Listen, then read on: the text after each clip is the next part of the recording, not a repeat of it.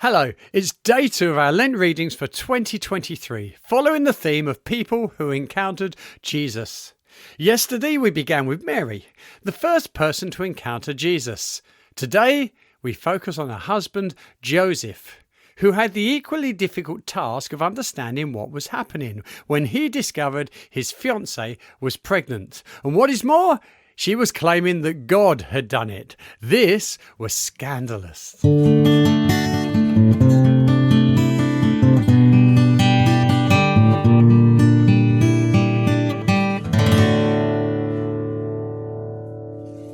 As we saw, finding out about Jesus was a shock to Mary. But imagine what it must have been like for Joseph. 1 minute you're planning your wedding, the next minute you discover that your fiancée is pregnant. If it happened today, what advice would Joseph be getting?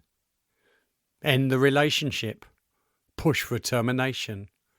Put it out there on social media about how you've been wronged. If it would be an issue today, imagine what it would have been like in Joseph's community and culture. It could spell a death sentence for his fiancée. Remember the woman caught in adultery in John 8. The Pharisees there were pushing for her to be stoned. But Joseph took a different approach. We're going to read about that from Matthew chapter 1. We're going to read from verse 19. Because Joseph, her husband, was faithful to the law, and yet he did not want to expose her to public disgrace, he had in mind to divorce her quietly.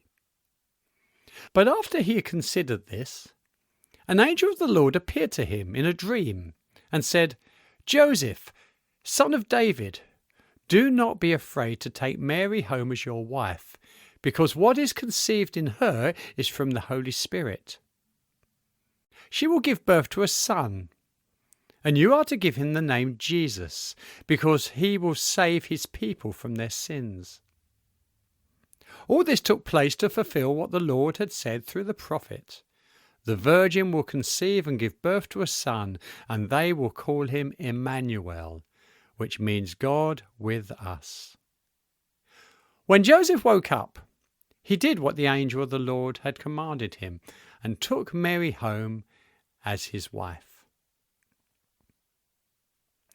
So an angel appears in a dream and puts Joseph in the picture.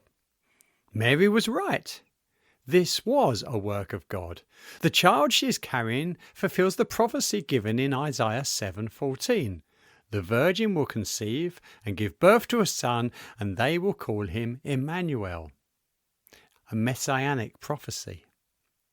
That must have been a stunning revelation and something very difficult to talk to friends and relatives about without being thought insane.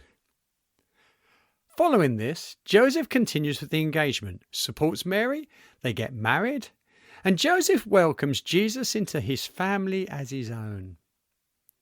But you can imagine the awkward conversations before the appearance of the angel, when Joseph would have been asked, "Is it yours?" Joseph had a right under the law to bring the issue out into the public arena, to be tried under the law for adultery. But to his credit, we are told that Joseph's initial plan was to break off the engagement quietly so as not to embarrass Mary. Verse 19 begins by stating that Joseph was faithful to the law. That didn't necessarily mean he was legalistically following the letter of the law in a way that the Pharisees are often accused of doing, seeking to impose the full available punishment under the law in an idea of getting justice. Instead, he compassionately sought to fulfill the spirit of the law in a way of mercy. It is a picture of grace triumphing over law, of mercy triumphing over judgment. Just consider how God has treated us. He would be perfectly justified in condemning us all under the law to death. But in his compassion and love, he applies to us grace and mercy. Mercy is not giving us what we deserve. Grace is giving us what we don't deserve. And that is what he does. This was only made possible because he was willing to take on our disgrace himself. Jesus was willing to accept the public ridicule and suffering of the cross so that we would not be embarrassed and condemned when we stand before the Father. When you feel that someone has done you wrong, is your first thought justice or mercy? Judgment or grace? Condemnation or compassion? Do you seek to make their error known by telling others, even putting it out there on social media? Or do you try to deal with it quietly so as not to embarrass the other party?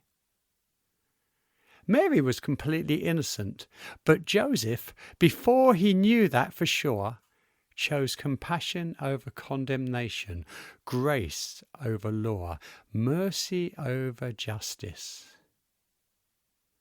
Consider this example before you respond the next time someone offends you. Until next time, have a blessed day.